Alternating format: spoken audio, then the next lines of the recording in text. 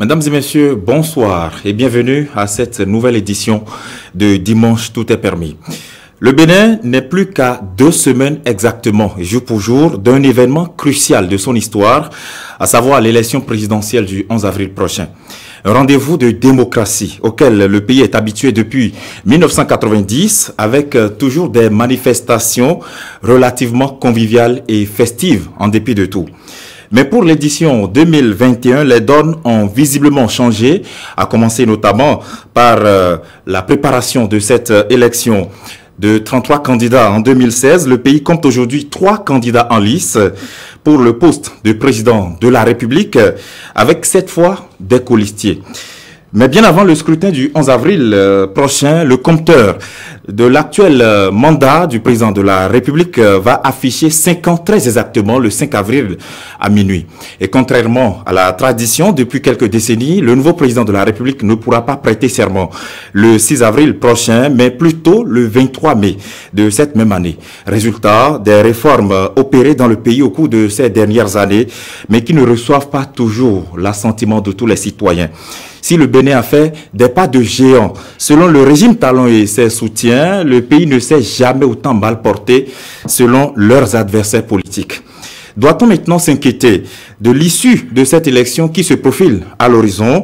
Les réformes opérées au plan politique ont-elles donné de bons fruits ou ont-elles plutôt conduit le pays dans le ravin? Voilà les grandes questions qui seront donc décortiquées tout au long de cette émission, dont le thème est présidentiel 2021 dans un contexte inédit, la démocratie béninoise en berne ou plutôt dans un renouveau salutaire. Et pour l'exercice de ce dimanche soir, je reçois pour vous sur ce plateau Boris Tougan. Bonsoir. Bonsoir. Vous êtes journaliste, analyste politique, vous êtes promoteur d'un journal, le quotidien béninois d'information et d'investigation, intitulé L'Enquêteur. Merci d'être là. C'est moi, je suis ravi de me retrouver sur votre plateau, étant donné que c'est pratiquement les nouveaux médias comme les vôtres qui sont les seules opportunités d'expression qui nous restent. Sur les autres médias traditionnels, il y a une fatwa qui plane sur nos têtes, mais nous estimons que cela aussi, ça passera. Merci d'être là. C'est un plaisir pour nous de vous recevoir sur ce plateau. Avec nous, sur ce même plateau, Habib Isaac Adjaï. Bonsoir à vous. Bonsoir Gilles Christ, bonsoir aux amis internautes. Vous êtes acteur politique, coordonnateur national adjoint du mouvement politique dénommé Talon Caution 2021. Merci d'être là. C'est moi. Alors, cela fait maintenant 72 heures, très exactement, que les campagnes électorales pour le compte de la présidentielle du 11 avril ont été lancées sur toute l'étendue du territoire national. Une occasion pour les différents candidats et leurs colistiers d'aller au contact des populations pour leur exposer et expliquer les différents projets de société.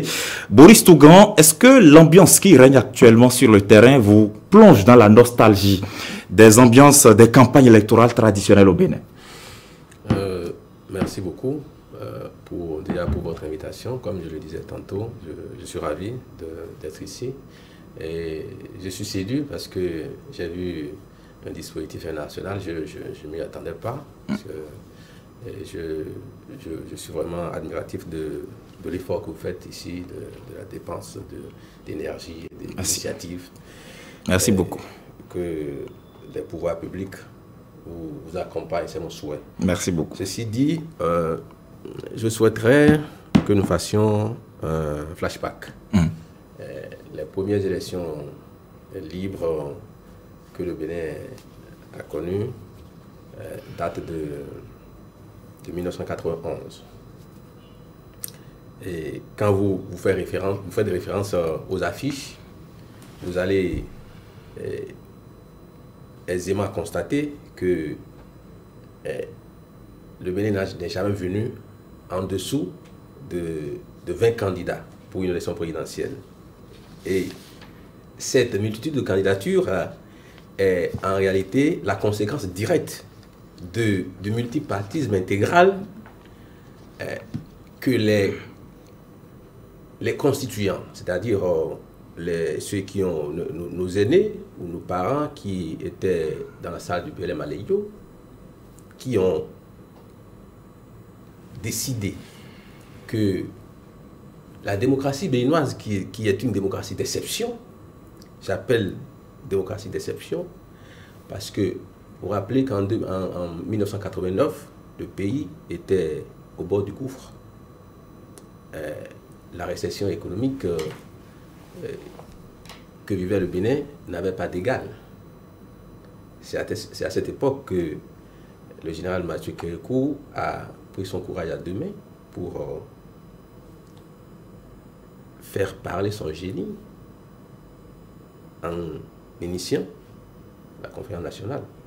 Même si certaines personnes disent que qu'on lui a fait des propositions, il aurait pu refuser. Donc,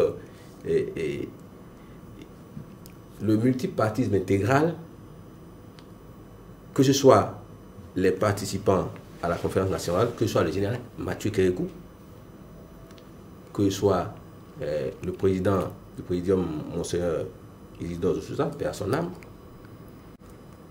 ces trois pôles d'idées ont accepté à l'unanimité ce principe que notre démocratie ne saurait être régentée par quelques groupuscules. Et vous avez vu dans la traduction des desiderata des membres de cette conférence nationale, la traduction de ces désirs, c'est la Constitution, dans laquelle le préambule dit que aucun groupe social ne peut prendre en otage le pouvoir politique. Mais quelques années après, je me rends compte que la volonté de nous qui avons profité de cette conférence nationale, c'est de réduire le nombre de partis politiques de 252 à 2. Non, vous ne pouvez pas dire à 2. C'est la volonté affichée. Vous faites de l'hyperbole, là on n'a pas de parti politique au Bénin. Non, je ne suis qu'un observateur. La volonté des seigneurs du moment est de créer deux pôles d'attraction. Heureusement que certains vaillants citoyens n'ont pas voulu jeter les armes. C'est ainsi que nous avons assisté à la création de deux autres partis politiques. Mais ces partis politiques ont été écartés avec un certificat de conformité qui est apparu comme un cheveu sur la soupe.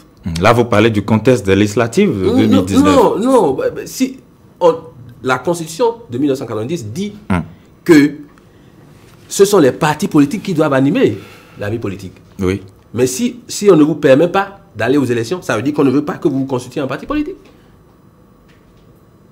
C'est une question de chronologie de faits qui se tiennent.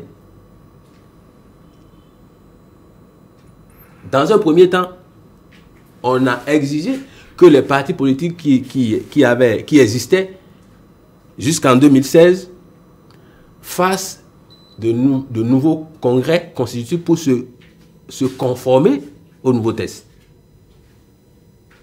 Et cette exigence a fait l'objet de débats où certains partis politiques comme Restaurer l'espoir du président Khalid Azanaï et bien d'autres n'ont pas trouvé l'opportunité en matière de droit de refaire cette formalité-là. Même ceux qui se sont conformés à cette exigence n'ont pas pu aller aux élections. Et c'est la suite qui nous amène là. Parce que dans le nouveau code électoral, il est dit qu'il faut un certain nombre de parrains pour aller aux élections présidentielles. Donc, moi j'estime que la démocratie n'est pas un épiphénomène dont nous pouvons faire abstraction de certaines vertus. D'accord. La liberté d'expression est un C'est un des fondements de la démocratie. Les élections libres et transparentes font partie des critères d'analyse d'une démocratie. Alors, avant même de refaire le débat même sur la qualité de cette démocratie actuellement telle qu'elle est, ou même la qualité de l'arène politique béninoise aujourd'hui, est-ce que tout ce que vous venez de décrire, de peindre, est-ce que ça a déteint sur la campagne électorale qui est en cours actuellement? Non, mais vous avez dû constater que moi, j'ai traversé le Bénin de part en part. Il n'y a pas de campagne électorale. Ah bon, il n'y a pas de campagne? Il n'y a pas de... Moi, ça me fait quand même 20 ans d'exercice du métier. Pourquoi vous dites qu'il n'y a pas de campagne? Parce qu'on voit quand même des caravanes par-ci, par-là. Moi, je ne l'ai pas croisé. La caravane qui m'a fait un peu sourire, c'est celle dans laquelle on appelle à la paix. Pour moi, c'est inédit. De 91 en 2021, ce n'est qu'en 2021 que je vois que pour aller aux élections, les pouvoirs publics sont obligés d'injecter de l'argent pour appeler à la paix. Ça me pose un problème. On a besoin de la paix, non? Non, mais personne n'a jamais fait... Ça ne s'est jamais passé au Bénin, où on a obligé d'investir de l'argent pour faire des affiches, pour faire des spots publicitaires, pour appeler à la paix. Donc, nous devons nous poser les bonnes questions. D'accord. Monsieur... Et je ne vous coupe pas. Oui. Quand vous parlez de campagne, les populations n'adhèrent pas. Il n'y a pas de ferveur. Comme je vous le disais, j'ai traversé le Bénin de part en part. Et je n'ai pas vu... J'ai aperçu quelques deux affiches de Ouida à Godomé. Ça s'arrête là. Mais vous ne sentez pas l'engouement. D'accord. Vous ne sentez pas l'engouement. Très bien. Isaac Adjaye, est-ce que c'est également votre constat? Est-ce qu'aujourd'hui, lorsque vous jetez un regard analytique en tant que citoyen tout simplement et ensuite en tant qu'acteur politique sur le terrain, est-ce que vous faites le constat selon lequel les populations se désintéressent de ce qui se passe actuellement et que les campagnes se font peut-être sans forcément se faire réellement? Je vais revenir à votre question. Je voudrais souligner quelques petits points dans l'intervention de mon vis-à-vis. Parlant de la conférence nationale des forces vives de la nation, nous devons rappeler qu'effectivement, comme il a dit, c'est la volonté des pères fondateurs de cette république-là. De leur volonté qui ont permis de mettre en place le multipartisme intégral. Le multipartisme intégral. Mais le multipartisme intégral, entre 1990 et 2018-2019, a été réformé.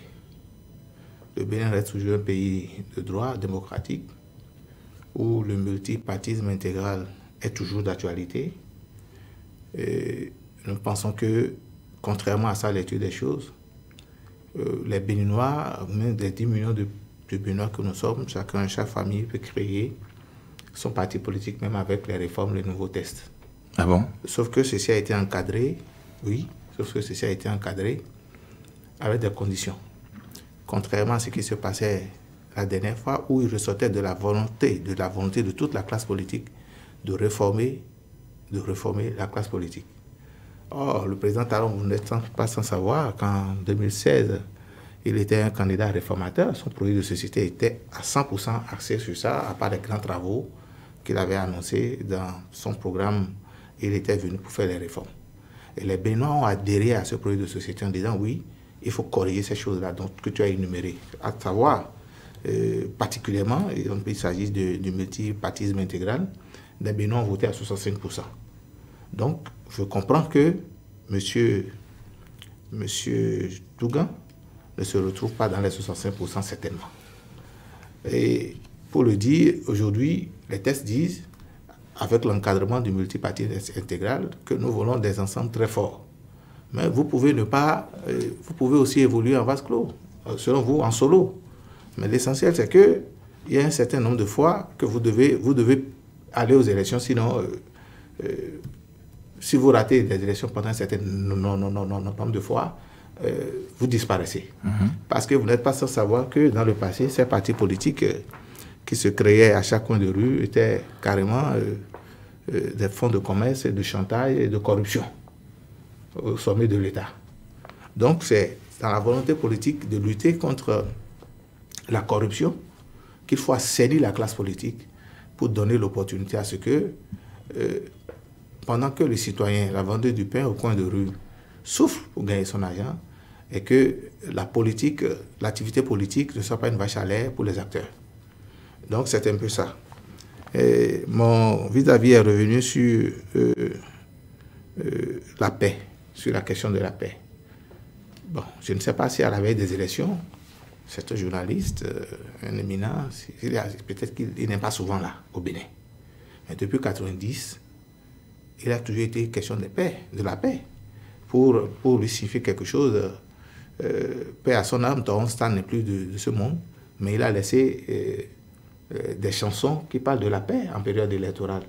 Tous les artistes du Bénin, pratiquement, parlent de la paix en période électorale. Contrairement à mon vis-à-vis, que j'ai du mal à comprendre sur ce plateau, et les internautes doivent se poser des questions, les cheveux doivent se lever sur leur tête. La question de la paix a toujours été au centre de la préoccupation de la société civile et des acteurs politiques. De la caravane pour la paix. S'il vous plaît. La caravane pour la paix n'est pas une exclusivité au Bénin. Moi, en 1996, il y avait une caravane de la paix.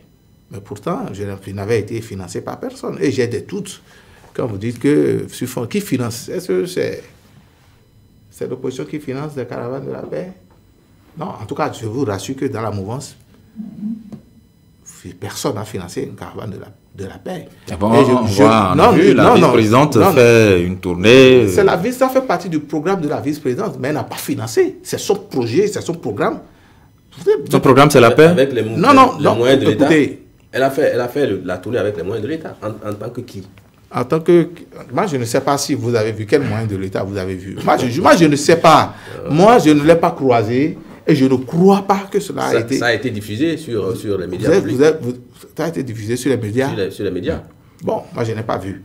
Je n'ai pas vu et je vous demande déjà la prochaine fois que vous voyez de prendre votre téléphone parce que aller chercher une caméra, c'est loin, de photographier et de nous faire voir ça. Surtout que... On va revenir tout à l'heure à la question de la paix parce que de toute façon, ça saute à l'œil. On appelle à la paix de part et d'autre. Oui, Isaac Adjahi. Moi, j'ai participé au plateau pour appeler à la paix. Très bien. Mon association, projet Talon Caution 2021, oui, a écrit. Nous avons fait des communiqués des messages pour la paix signés par le coordinateur Omari Soton. C'est une responsabilité citoyenne pour tout citoyen au Bénin d'appeler à la paix pendant une période électorale. On va y revenir. Nous l'avons fait, mais par rapport, pas seulement au présidentiel, par rapport à l'ambiance qui règne sur le terrain actuellement. L'ambiance, c'est une ambiance de fête. C'est une ambiance de fête. Ça dépend de quel côté l'on est, pour ne pas voir. Est-ce qu'on devrait être d'un côté ou d'un autre avant de constater ce qui est sur le terrain? Je vous dis... La fête est où dans cette... Je vous dis, on va le laisser. C'est une ambiance de fête. Et je réaffirme ce que j'ai dit. Ça dépend de quel côté l'on est pour ne pas voir la fête. Parfois, on peut être en train d'être dans un côté et faire la lecture avec un œil politique ou un œil politicien. Donc, je comprends mon ami qui est dans son coin et je vois aussi sa ligne éditoriale et je permets à ce qu'il dise ce qu'il dit, mais soyez rassurés, chacun fait suivant les moyens. N'oubliez pas, nous sommes dans un contexte spécial aujourd'hui où la pandémie sévit. Et que moi, je n'ai participé à aucune réunion jusqu'à aujourd'hui. Oui, avant la pandémie, monsieur Isaac Adjahi, lorsque là, maintenant, par exemple en 2006, lorsque Boniaï venait au pouvoir, au premier tour, on a eu 26 candidats validés par la Sénat. En 2016, à l'occasion, ça veut dire 10 ans plus tard, lorsque le chef de l'État actuel allait venir au pouvoir, on a eu 33 candidats, sur 48 dépôts de dossiers. Est-ce que le fait qu'actuellement on ait eu 3 candidats seulement, est-ce que ça a rendu peut-être un peu plus morose la campagne, ou est-ce que ça n'a pas changé du tout la donne? On aurait pu avoir plus si ceux qui devaient participer à ces élections avaient fait ce qu'ils devaient faire pour être qualifiés pour participer à ces élections. Donc, est-ce que d'abord quelque chose a changé sur le terrain d'abord? Mais les réformes du système partisan dans la volonté de réformer la classe politique et d'assainir ce milieu-là, de sortir la corruption du milieu politique sur fond de chantage qu'on a l'habitude de faire les uns aux autres, surtout aux gouvernants. Cette réforme qui a été opérée a permis de donner une qualité sélective à nos candidats. Vous n'êtes pas sans savoir que... Lorsque vous dites ça, est-ce que ce n'est pas de même l'exclusion, même Baba Salah va déposer des dossiers à la veille du dépôt des dossiers à la Sénat. Nous avions vu, quand je dis Baba Salah, c'est pour dire caricaturer des plaisantins, des gens qui vont même à Zim. Oui, d'accord, c'est un citoyen, il n'est pas obligé. Mais ce qui compte, c'est le résultat final. Non, c'est le résultat final. Tout à fait. Là, le résultat final, c'est qui n'avait même candidats. pas de caution, ni de pièces, ni rien dans le passé. Nous avons vu des candidatures fantaisistes juste pour venir faire le one-man show devant la presse. Nous avons vu... Et cette manière de faire n'honore pas la fonction présidentielle. C'est comme en croire qu'il n'y a rien là, on peut... Non, nous devons quand même... C'est la plus haute fonction qui soit et qui existe dans notre système démocratique et nous devons travailler à pouvoir l'honorer. Ces réformes engagées, vous voyez, nous avons, même si certaines candidatures n'ont pas abouti, nous avons eu des candidatures sérieuses, responsables. Malgré ça, il y a des problèmes. Parce qu'il y en a eu ces plaisantins-là, il y en a eu dans ce lot-là, et je pense que je fais partie de ceux qui pensent qu'il faut corser encore la loi à ce niveau, faire relire la loi. Donc actuellement, parmi les 3 candidats, il y a encore des non, je parle vous parlez du dépôt de dossier. Du dépôt de dossier. Il faut travailler à ce qui est d'abord une première étape avant le résultat, avant la candidature officielle même. Il faut déjà remplir des conditions préalables pour tamiser ce qui devrait venir. Donc, je pense que le bénéfice, tout doucement, ça marche vers la démocratie. Et nous devons... pour répondre à la question, donc du coup, la campagne a changé de visage alors? Bon, la campagne n'a pas changé de visage. Donc, je dis, il y a campagne électorale et chacun va selon son rythme. Moi, je vous ai dit. Donc, vous voyez selon quel rythme alors? Moi, je n'ai pas participé. Ça va bien, tout va bien? Je n'ai participé jusqu'aujourd'hui à aucune grande réunion. Et nous avons décidé au niveau du TC21 de faire de petites réunions. De la campagne de proximité. 40-50 personnes. Donc, chacun se suit. Vous savez, la pandémie est là et c'est une réalité. Je serais peut-être infecté ou j'aurais été infecté et guéri. Si je ne vous dis pas, comment vous saurez? Le mal est là et nous devons faire attention. D'accord. Est-ce que les réalités du moment Boris Tougan ne sont peut-être pas dues à de judicieuses réformes qui sont quand même dans le but d'assainir l'arène politique du Bénin? Vous savez, je suis obligé d'être honnête et franc avec vous. C'est pour ça qu'on vous a invité. En une phrase, sujet, verbe, complément, oui. Le système partisan est un échec. Un échec cuisant. Qu'est-ce qui vous le fait dire? Voilà. Le premier signe qui prouve que c'est un échec, vous avez l'UP, le BR, l'UDBN, le Moël Bénin,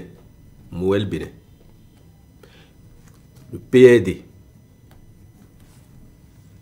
Ils sont tous à jour, mis en conformité avec les nouvelles exigences du système partisan.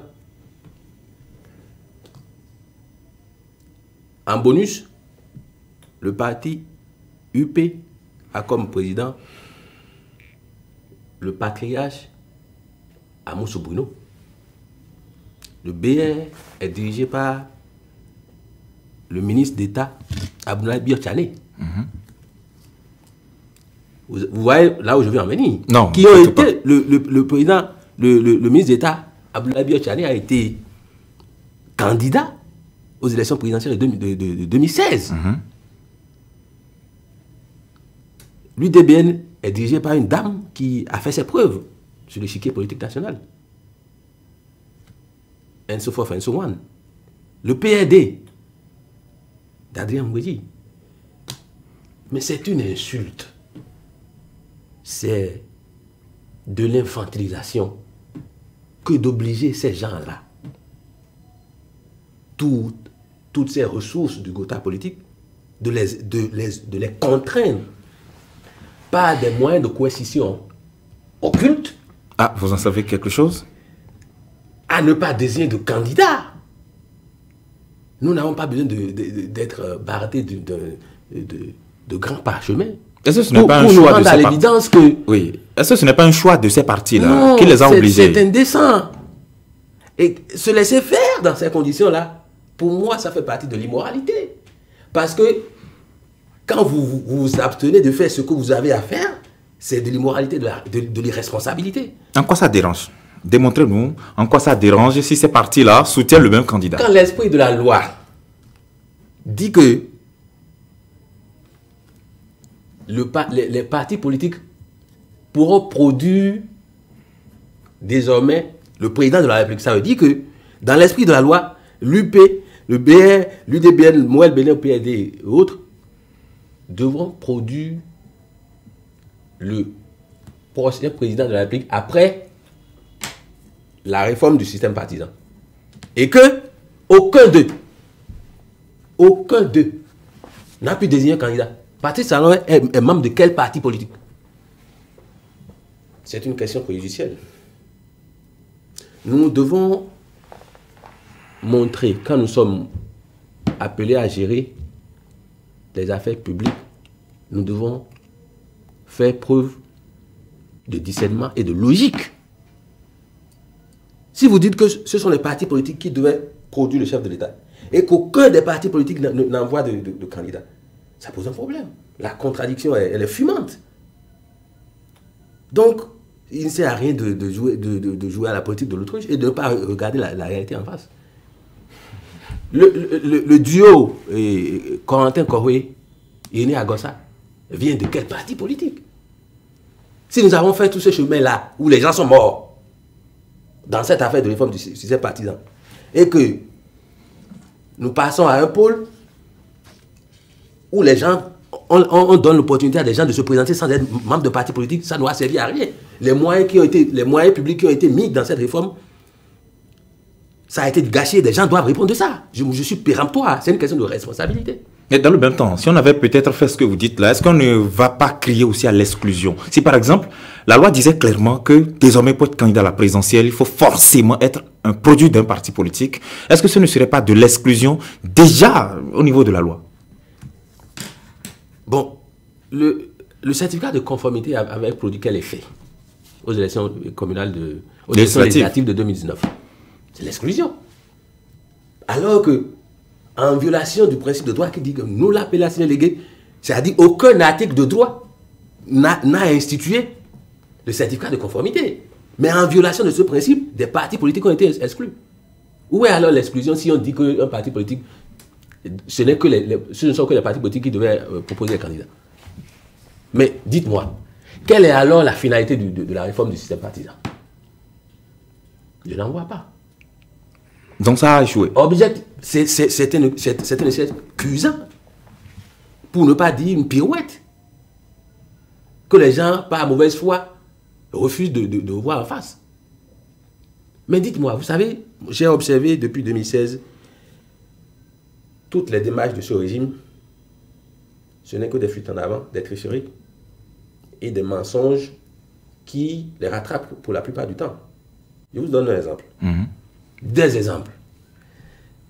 Les arguments majeurs qui ont été avancés pour la révision de la Constitution au forceps, c'est que, ouais, nous voulons créer la Cour des comptes, oui, nous voulons faire la promotion du genre, oui, le mandat unique.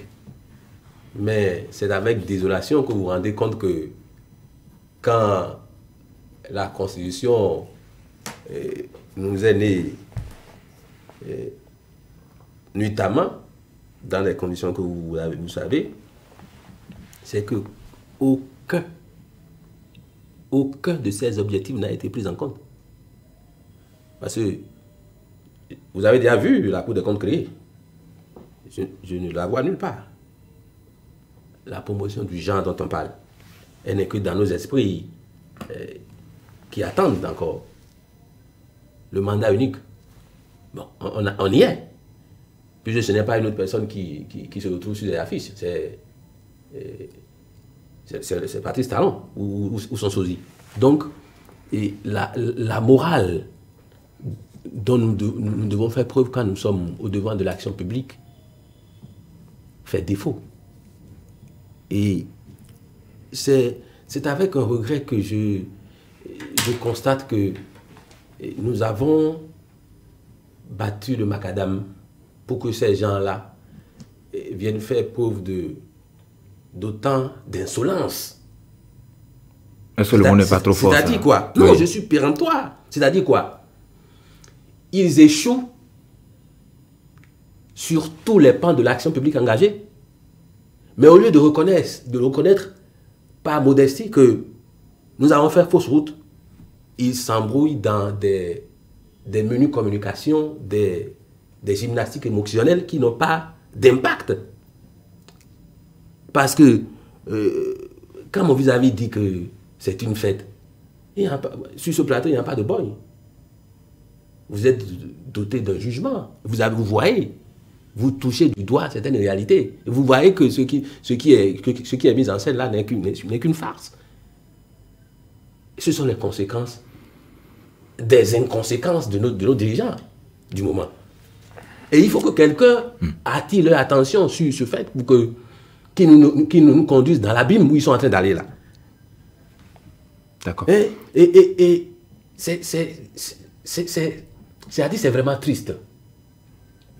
On ne peut pas cogner la tête contre le mur et faire semblant de danser du tipenti.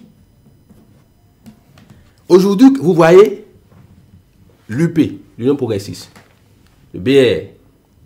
Regardez bien comment ça fonctionne. Il y a des mouvements satellites, de petits mouvements satellites qui sont créés de partout. C'est la preuve évidente même de l'échec. Des mouvements qui ne sont pas des partis politiques. Des partis politiques. Ça veut dire que nous sommes revenus en arrière. Il faut avoir l'honnêteté de le connaître. Et la dynamique continue. Le mouvement Patrice Talon est beau, il est mignon, et il est ceci. C'est rien que des mouvements. Parce que la réforme du système partisan veut tenir les acteurs politiques sous les curatelles. Aujourd'hui, vous êtes dans le parti politique dénommé UP. Vous ne savez pas quel est votre poids réel. Ou tout votre passé politique passe par perte et profit. Non, mais là, c'est dû au grand regroupement, non? Tout le monde ne peut pas être chef. C'est pour cette raison que des mouvements sont créés. Et en principe, si nous devons être rigoureux dans l'analyse et scientifique, on devait bannir ces mouvements-là. Puisqu'ils ne peuvent être enregistrés nulle part. Sommes-nous désormais dans une anarchie? C'est une république. Et de ce quoi une démocratie qui est un système qui fonctionne que sur les lois. D'accord. La création des mouvements politiques ou des regroupements qui font des affiches un peu partout, ils respectent quelle loi? Très bien. Isaac Adjaï, vous avez écouté attentivement votre interlocuteur. Est-ce que lorsque vous écoutez ces différentes démonstrations, vous arrivez à conclure que franchement, la réforme du système partisan n'a pas marché, ou avez-vous le sentiment plutôt qu'elle est et reste incomprise jusque-là? Oui, je vous remercie. Je vous remercie, je vais y revenir. Je voudrais demander à notre ami, est-ce qu'il n'y a pas une confusion dans son esprit? On ne va pas faire des attaques personnelles. Non, je ne l'attaque pas. Laissez-le aller. Je le respecte. Laissez-le aller. Mais je pense, quand il parlait tout à l'heure de l'insolence, je pense que c'est le mot qu'il a utilisé, ça, je me trompe. C'est de l'insulte. Non, mais de l'arrogance. C'est de l'arrogance. Donc, la confusion, ce n'est pas de l'insulte. Ce n'est ni de l'arrogance. C'est juste une impression que je fais et que je voudrais partager avec lui si ce n'est pas ça. Maintenant, s'il le prend comme insulte, je présente des excuses aux téléspectateurs, sur ce plateau, aux internautes. Mais quand il parle de l'UPBR, l'UDBN et tous les autres partis, Moël Bénin, qui soutiennent le chef de l'État. Le chef de l'État n'est demandeur de rien. Comprenez, d'accord? Si vous lisez la loi, les réformes du système partisan, l'esprit de la loi dit effectivement, comme vous l'avez souligné, que le candidat vient d'un parti politique. Forcément que le chef de l'État a son parti. Mais la loi... C'est lequel? Non, écoutez, il a forcément un parti politique, ce n'est pas l'intention du débat. Et vous le soutenez sans savoir de quel parti politique je pense qu'il doit avoir forcément son parti. Mais je vous rassure que la loi n'a pas dit non plus qu'un parti politique qui ne veut pas aller aux élections, puisque la loi donne la liberté au parti d'aller oui ou non aux élections. La loi n'a pas non plus interdit aux partis politiques de soutenir, cher ami, le candidat de son choix. C'est une proposition en accord. Relisez la loi. Relisez la loi. C'est très important. Pour cela, je parle de confusion. Non, je dis que cette proposition n'est pas pertinente. Non, ce n'est pas une proposition. C'est un rappel que je vous fais. Il faut qu'on l'écoute. Oui. C'est un rappel que je vous fais. Et nous avons au moins une douzaine de partis politiques. Vous avez cité Restaurer l'espoir, qui est de la résistance, donc de l'opposition pure et dure, traditionnelle, même au plus, au-delà. Mais qui les a empêchés d'aller aux élections? Vous, moi, ou le journaliste? Non. C'est un choix de se présenter aux élections ou pas. C'est aussi un choix. Il aurait pu décider d'aller soutenir les démocrates ou le duo Kowe ou FCBE. Qui l'aurait empêché à cela? Parce que la loi ne cadre pas cela. Donc, je vous demande de comprendre qu'au-delà de cela, il y a des partis que vous avez évoqués. Il y a MPL de Korogoné, la Flamme renouvelée et tout le reste qui est derrière, qui n'ont pas réagi dans ces élections-là. Donc, c'est de bonne... Maintenant, quand vous évoquez le certificat de conformité, mais écoutez, la Cour constitutionnelle qui est l'instance qui est au-dessus de toutes nos institutions, a clarifié, a expliqué l'esprit de la loi. Elle est disqualifiée. Parce qu'elle ne statue plus plus conformément à la loi. Non, ce n'est pas une question d'impression. C'est votre impression. Laissez-moi aller au bout. Non. Non, vous allez me laisser aller. Je vous suggère de noter pour pouvoir lui permettre d'enchaîner ses idées. La Cour constitutionnelle est l'instance la plus suprême aujourd'hui qui départage. Et sur ce principe, la Cour a été claire sur l'esprit de la loi. Parce qu'au-delà de ce que nous disons, et je sache, mon vis-à-vis n'est pas un juriste, ni constitutionnaliste, ni expert dans ce milieu-là. Mais je pense, moi non plus, mais je dis, à partir du moment où la Cour constitutionnelle a clarifié, nous devrons prendre acte parce que les décisions de la Cour sont sans recours. Ce débat-là est clos. Quand vous évoquez la révision de la Constitution, mais la révision de la Constitution est sortie de la volonté de la classe politique, au dialogue politique organisé en 2019, où toute la classe politique était présente au dialogue. Ce sont les délégués, je parle de ce que je sais parce que j'ai été délégué au cours de cette activité-là, ce sont les délégués qui ont souhaité, à partir des propositions, à partir de la volonté de la classe politique de réformer certains points, certaines choses, d'amnistier ce qui était pris en chasse par la justice pour les événements de mai 2019, c'est ça? Tout à fait. De mai de 2019, les amnistier, s'il y avait une procédure judiciaire qui était engagée contre certains d'entre eux. Et la volonté de corriger certaines choses, je crois, dans le code électoral, etc., etc. Or, le souci d'insérer certains points dans la Constitution, à savoir le retrait de la peine de mort de la Constitution, qui n'existait pas. C'est vrai que cette peine de mort, au niveau du Code pénal, cette situation a été clarifiée, mais ça reste un déchet dans la Constitution qu'il faut nettoyer. Et la création de la Cour des comptes. Quand mon cher ami dit qu'il n'a pas vu la Cour des comptes, mais c'est une procédure, on ne se lève pas du jour au lendemain pour dire voilà.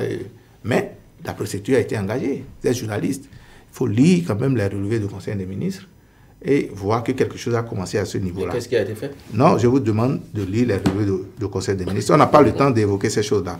Donc, vous comprenez un peu que la question du mandat unique, du chef de l'État, personne ne lui a obligé. Ce n'est pas la Constitution du Bénin qui lui a dit « va faire un mandat unique ». C'est lui qui a décidé que je ferai un mandat unique. Nous autres, il y a 11 mois, nous nous sommes levés pour dire « tu ne veux pas faire un mandat unique ». C'est vrai que tu l'as dit. Moi, au début, je pensais que tu ferais un mandat unique, tu partirais, mais avec les fondamentaux qui ont été posés, en partant, tu vas engager tout ça.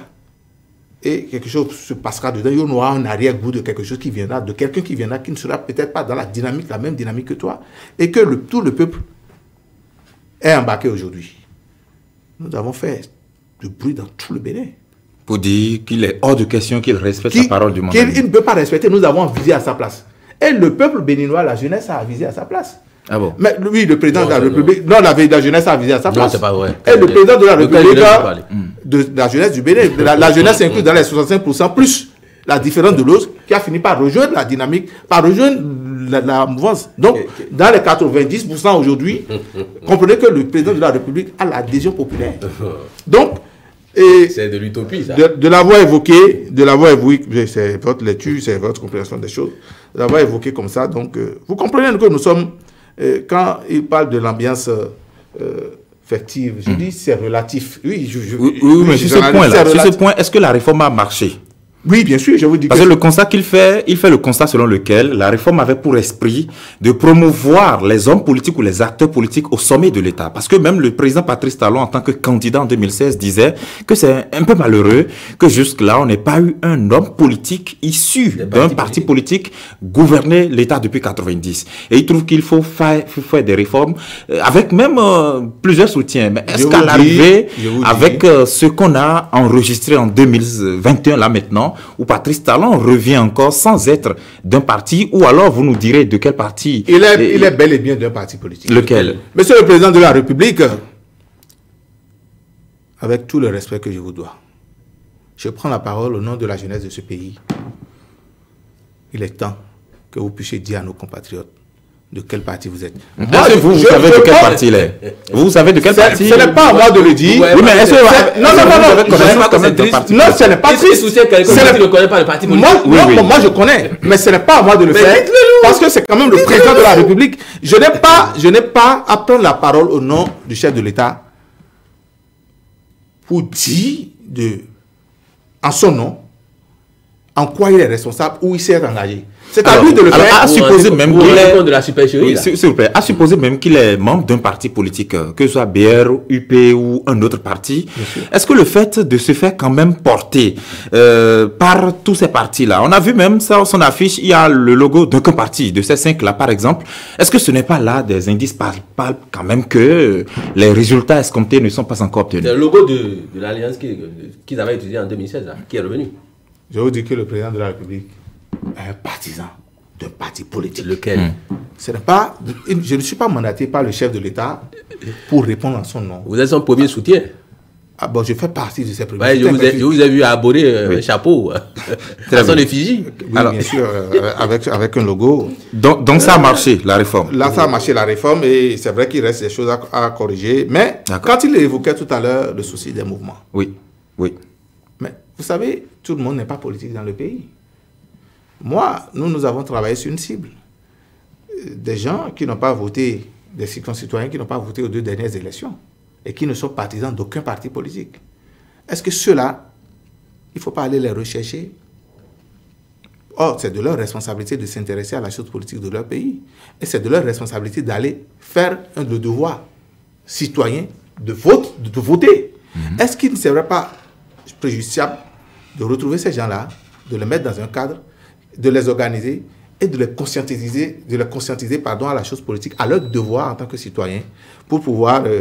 dans des mouvements qui ne soient pas reconnus Moi, je dis plutôt dans des mouvements... Dans l'illégalité. Les mouvements ne vont pas aux élections, puisque le système partisan ne permet pas au mouvement d'aller aux élections. Contrairement à ce qui se faisait, il suffit d'être un mouvement et d'aller en alliance avec un parti politique, vous pouvez aller aux élections. Dans le souci d'organiser la classe politique, ces associations que vous voyez, puisque ce sont pour la plupart des associations de jeunes, ces associations que vous voyez sont des jeunes qui se sont levés spontanément, s'organiser dans leur propre sein, et qui ne sont demandeurs de rien. Vous êtes trop préoccupés. Vous êtes trop préoccupés. Qui ne sont demandeurs de rien et qui, voulant simplement accompagner leur leader pour ces élections. Après, ils aviseront s'il faut intégrer un parti politique, s'il faut disparaître, s'il faut garder leur association là, et sous boisseau, en veille. C'est à eux de voir, de prendre la décision. Mais moi, je dis, nous autres, en nous organisant, nous n'avions pas eu pour... il n'a jamais été question, en notre sein, d'intégrer un parti politique après ou pas. Nous avons travaillé d'abord pour le candidat. Une fois élu, on avisera. Mais si on décide de ne pas aller aux élections, parce que même la loi ne le permet pas, mais le simple fait d'animer quand même la vie politique, est-ce que ça ne vient pas faire de ces mouvements-là des arbres qui cachent la forêt que constituent les partis politiques? Est-ce que ça ne vient pas faire mirage aux partis? Par exemple, on a vu depuis plusieurs mois les partis restaient très calmes alors que les mouvements suscitaient jusqu'à ce que la présidence sorte un communiqué pour dire non, ne suscitez plus la candidature du chef d'État à travers des affiches, etc., etc. Est-ce que les mouvements ne prennent pas la place parfois des partis politiques? Non, je pense que chacun est dans son rôle. Nous autres, on a pris la place de personne. Je peux vous rassurer pour dire que les mouvements, moi je dis, vous avez appris des mouvements. Moi je dis, pour la plupart des associations de jeunes, d'accord, se sont levés pour s'organiser. On n'est pas obligé au Bénin d'être membre d'un parti politique pour prendre la parole et participer au débat politique national, au débat public national. À partir de ce moment, on peut s'organiser. Mais susciter un candidat, ce n'est pas participer simplement aux activités, ça va au-delà. Lorsqu'on prend la parole pour susciter un candidat, ce n'est plus une simple participation au débat public. C'est interdit par des tests au Bénin? Non. Répondez-moi. Selon l'esprit de la réforme, est-ce que ça répond? Ça n'a rien à voir. L'esprit dit que ce sont des actes, ce sont les partis qui animent la vie politique. Animent la vie politique. Très bien. Mais ça n'empêche pas, l'esprit de la loi n'a pas dit les citoyens n'ont pas le droit de participer à l'animation de la vie politique de leur pays. Donc, nous pouvons quand même... Ils peuvent le faire à travers un parti politique, mais non un mouvement. Un mouvement est illégal aujourd'hui au Bénin. Illégal. Puisque ce n'est reconnu nulle part. Je vous dis... Il dit que ce n'est inscrit nulle part, dans aucun texte, que les mouvements sont interdits d'activité. Est-ce que ce n'est pas logique? Je vous dis que ce sont des associations de jeunes. Très bien, oui. S'il est dit que ce ne sont que les partis politiques qui doivent animer la vie politique, un mouvement est illégal aujourd'hui en l'état avec le dispositif légal béninois. Le débat est clos sur cette question-là. Ah bon? Voilà. Nous devons aller de l'avant et reconnaître ce qui ne va pas. Parce que l'objectif, c'est d'améliorer les choses. Mais si nous faisons des fuites en avant, ou nous faisons semblant de ne pas reconnaître l'évidence, nous n'irons nulle part. Il n'y a pas d'agrément, il n'y a pas de reconnaissance officielle. Mais pourquoi vous vous offusquez à insister là-dessus? Ce sont des jeunes qui se sont spontanément organisés. Est-ce que c'est interdit? La loi d'association... Est-ce que c'est... On va lui donner encore 30 secondes pour qu'il finisse ses idées. La loi d'association, est-ce qu'elle est interdite au Bénin? De se mettre ensemble? Loi 1901. Non, écoute, est-ce que c'est interdit? Même à partir de la loi 1901, si je suis membre d'une association, même non gouvernementale... Vous êtes interdit de faire la politique. Est-ce que... Non, mais écoute, je peux sortir et en tant que citoyen, hors de l'association, et prendre la parole. En tant qu'individu en tant qu'individu. Et non mouvement. Et donc, vous comprenez, je vous dis qu'il n'y a pas de mouvement puisqu'il n'y a pas de reconnaissance officielle. On devient mouvement quand vous avez... été enregistré, c'est ça? Quand vous avez été enregistré en tant que mouvement. Et personne n'a été enregistré en tant que mouvement. Ce sont des jeunes qui se sont levés spontanément en tant qu'association, qui participent individuellement. Et il se fait que il y a plusieurs d'entre eux dont les idées conveillent et qui se sont mis ensemble pour pouvoir le faire. Est-ce que c'est interdit? Moi, par exemple, quand vous venez à TC21, Talon Caution 2021, notre association, il y a l'UP, il y a BR, il y a des jeunes de l'opposition. Moi, je viens de l'opposition. Je viens d'un parti de l'opposition. Et il y a l'FCDB. À 90%, près de 90% des jeunes, un peu plus de 80% des jeunes partisans d'aucun parti politique. Vous venez donc du parti FCDB et vous vous retrouvez dans la gouvernance actuelle. C'est de la salade russe. Non, très bien. Alors, comme ce n'est pas là l'objet du débat aussi, Boris Tougan, est-ce que au niveau de de l'évolution du processus 2019, 2020 et maintenant 2021, avez-vous noté quand même une évolution dans les processus électoraux tels qu'engagés sous le gouvernement du président Patrice Talon? Parce que là, la présidentielle, me semble-t-il, c'est quand même un rendez-vous crucial assez important pour l'histoire du Bénin.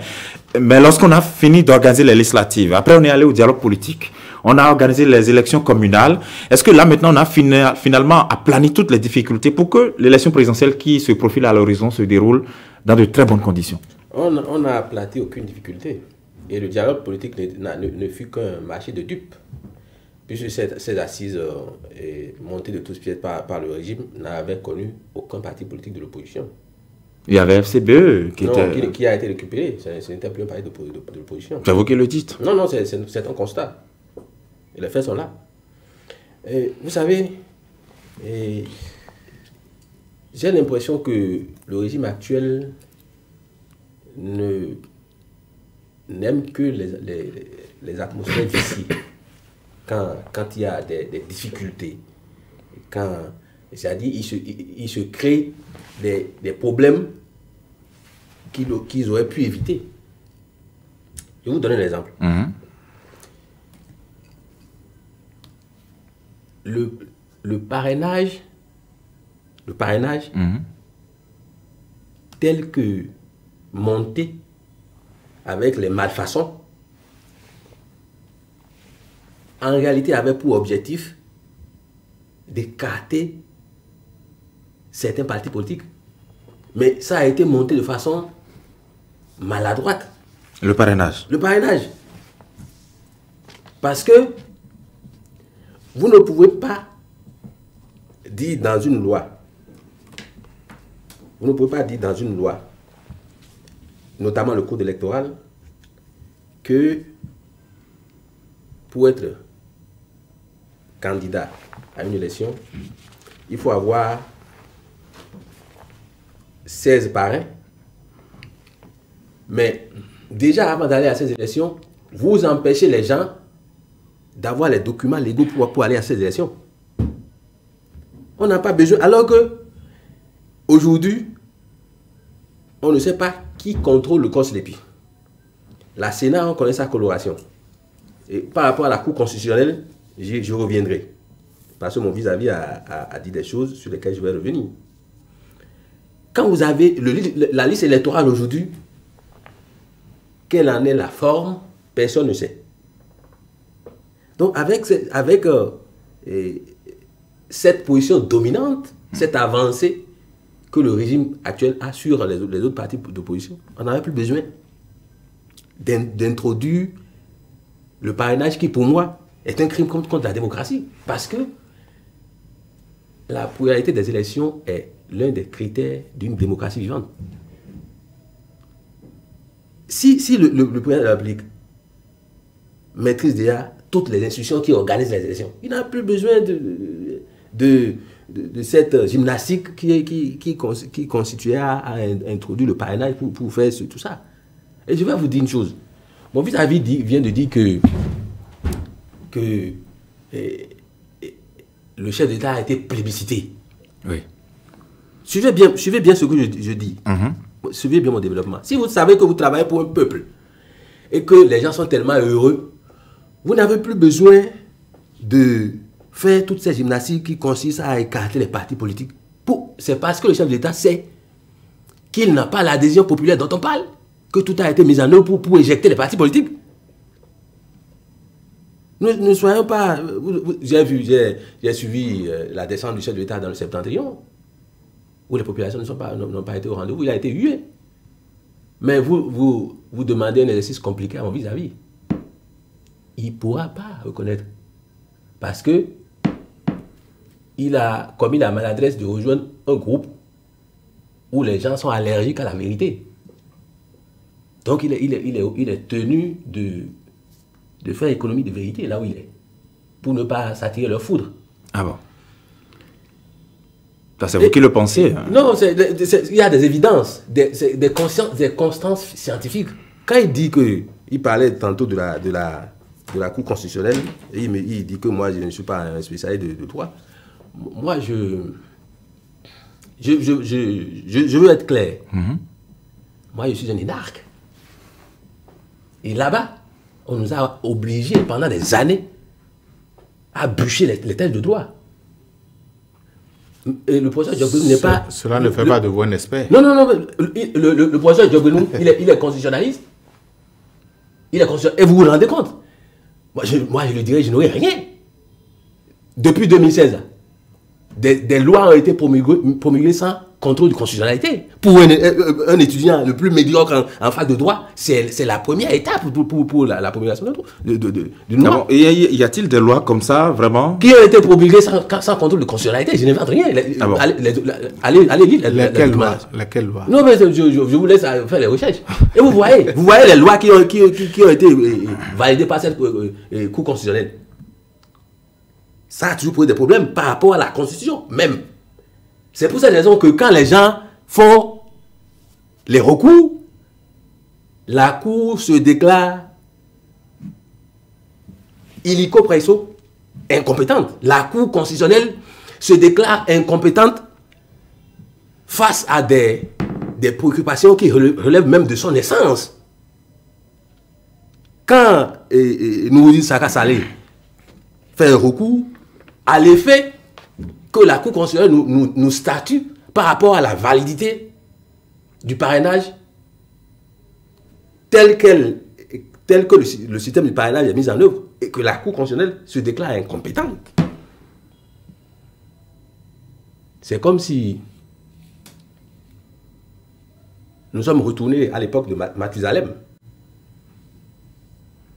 Sinon, quelle est l'institution au Bénin ici, tel que le cadre légal est tracé, le droit positif béninois le dispose, quelle est l'institution qui doit nous dire si oui ou non le parrainage tel que mis en œuvre dans ce clair-obscur, quelle est l'institution qui doit nous dire que la façon dont cette loi est mise en œuvre est contraire ou pas à la Constitution, si ce n'est pas la Cour constitutionnelle. Mais le professeur Diogbenou dit, et ses pairs disent que la Cour constitutionnelle se déclare incompétente. La compétence ou la non-compétence fait partie laissez-moi finir. des prérogatives des décisions de la Cour. Laissez-moi finir. Ils n'ont pas la science infuse. Nous ne sommes plus à l'époque de la Grèce antique où tous les citoyens qui osent critiquer les décisions du prince devront passer à la guillotine. Nous avons passé l'époque, le siècle de la lumière. Donc, au-delà de la préséance que nous accordons aux scientifiques, nous devons faire preuve de lucidité. Comment se fait-il que la Cour constitutionnelle peut se déclarer incompétente pour un sujet qui relève même de son essence, de sa raison d'être? Donc moi je pense que nous ne devons pas donner aux gens droit de vie et de mort sur nous. Je suis désolé. Donc moi, l'effort que moi je demande aux gens, c'est que nous fassions preuve de bon sens et de responsabilité. Quand nous voulons agir, conduire l'action publique, ça nécessite de rigueur. De rigueur, parce que il n'est pas question de 5 personnes. Ce n'est pas la famille nucléaire. Il s'agit quand même de 11 millions de personnes. 11 millions de personnes. Donc, nous devons prendre cette question avec toute sa gravité. Je parle de gravité. Pour finir, mon vis-à-vis, quand il prenait la parole tout à l'heure pour me recadrer par rapport à l'usage du mot, j'ai fait de la sémantique. J'ai fait de la sémantique. D'accord. Et je vous dis, non, attendez, que j'en finisse. Quand le chef de l'État vient devant 1000 caméras et dit ceci, si je nomme un DG incompétent et tout nul, et tout ce qu'il veut, tout ce qu'il est, je le nomme, malgré ça, je le nomme DG au port autonome de Cotonou. S'il est un partenaire politique, qu'est-ce que vous allez faire? Vous n'allez rien faire. vous allez en souffrir, mais vous ne pouvez rien faire. C'est de l'insolence. Ne me demandez pas de faire des gymnastiques pour pouvoir décrire ce que j'ai entendu. Il a parlé français et j'analyse. J'analyse le contenu du discours de l'institution qu'est le chef de l'État. Parce qu'au Bénin, le droit politique béninois a fait du chef de l'État une institution. Ça veut dire qu'il a des restrictions. Il ne peut pas se lever et venir dire ce qu'il veut, ce qu'il enchante. Si nous voulons aller loin, vous avez suivi lors de sa tournée où il a dit des choses extrêmement graves. Des choses comme quoi? Vous avez suivi les audios? Non, non. Vous n'êtes pas venu de Guantanamo. Donc ce n'est pas à moi, c'est pour qu'on gagne du temps. Tout à fait. Moi, je ne fais qu'analyser le contenu. C'est de l'invention. Ah, donc quand il a dit que vous pouvez souffrir, vous n'allez rien faire, c'est aussi de l'invention. Vous pouvez souffrir, donc, vous n'allez rien faire. Vous savez, oui, vous oui. savez, Il va finir. Et moi, mon seul souhait, c'est que ceux qui sont proches du chef de l'État, ou qui du moins se réclament de son entourage, fassent l'effort de faire le travail pour ne pas venir me juger, moi. D'accord.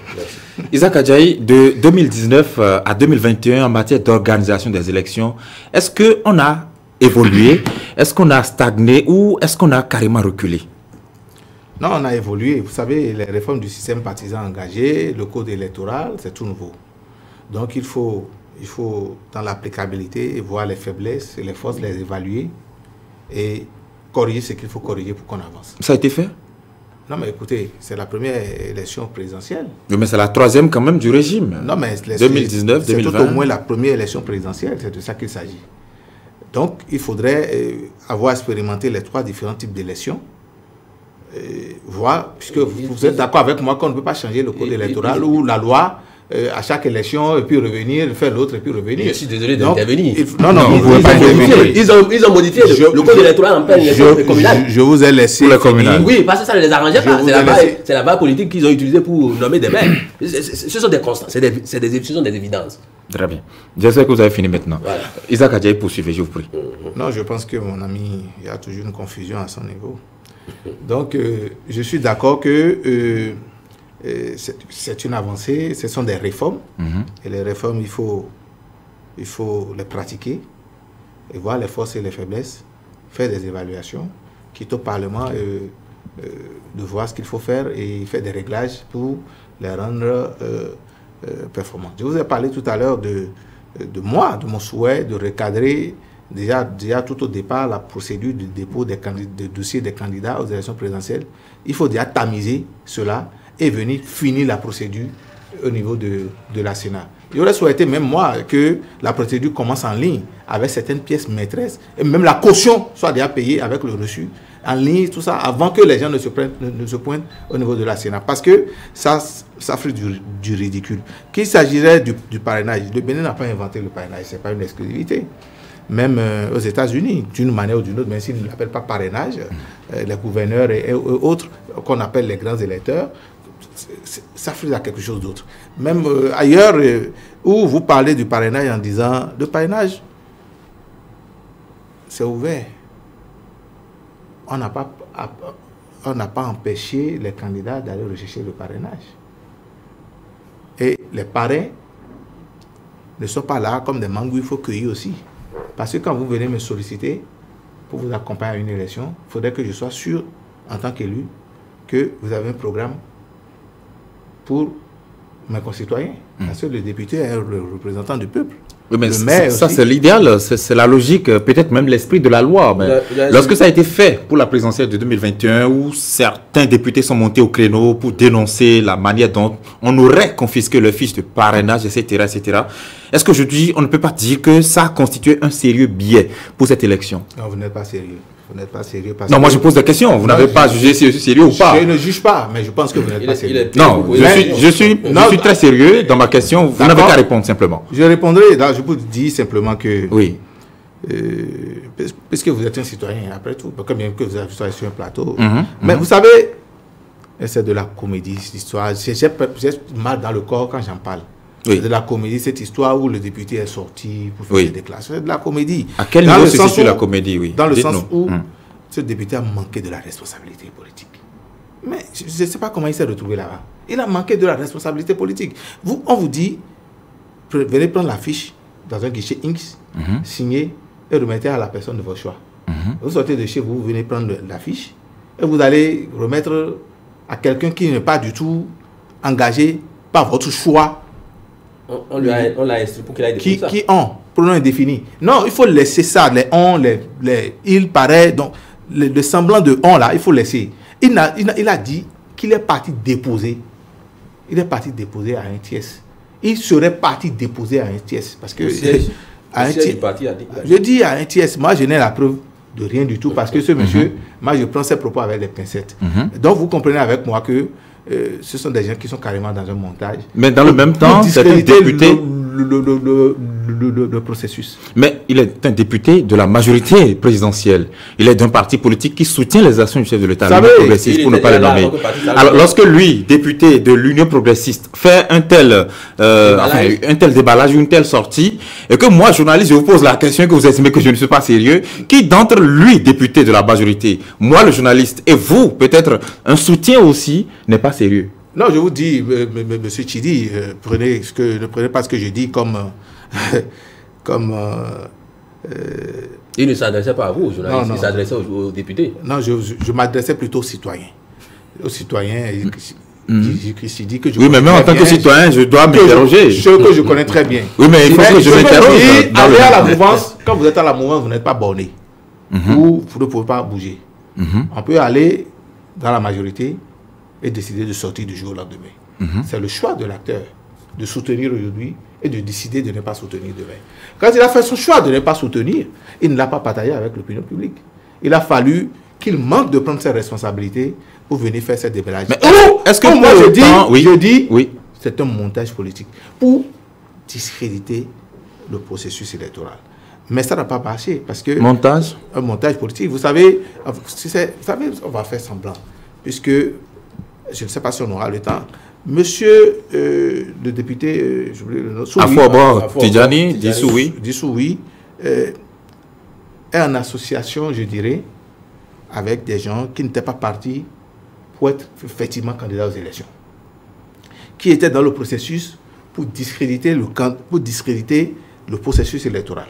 Je ne peux pas comprendre qu'un candidat ou une candidate qui s'est préparé pour participer à une élection n'aurait pas, avec les informations que j'ai eues, sa carte d'électeur dans son dossier. Or, c'est la première pièce, la pièce 1 qu'il faut avoir. Vous avez mis ça au conditionnel. Oui, je dis ça dit que vous n'êtes pas certain de ce que vous dites. Je ne suis pas à la Sénat pour avoir vu, mais personne n'a démenti non plus, puisque ça a été dit de façon publique. Donc, je pense que jusqu'à ce qu'on puisse démentir comme la vérité de celui qui l'a dit.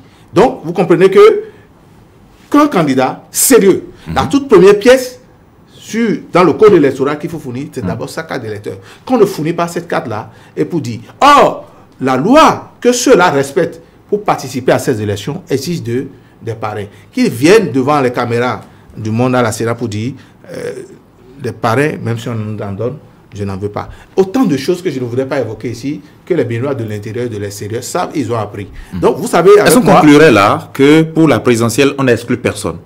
On n'exclut personne. Parce qu'il faut qu'on s'entende. Les gens se sont exclus eux-mêmes. Si vous voulez, on va faire... Donc, c'est une présidentielle inclusive, là? C'est une présidentielle inclusive. Mais si vous ne remplissez pas les conditions pour participer à un examen, qu'est-ce qu'on fait? Nous avons tous été, tout au monde, nous avons été à un examen dans notre vie. Nous avons passé le CEP, même si d'autres ont passé le CEFEP. Et ceux qui sont ici ont passé le CEFEP. D'autres, on passe le CEP aujourd'hui. Mais je vous dis, si vous ne remplissez pas les conditions pour accéder à la salle d'examen pour composer, vous ne rentrerez pas le jour de l'examen.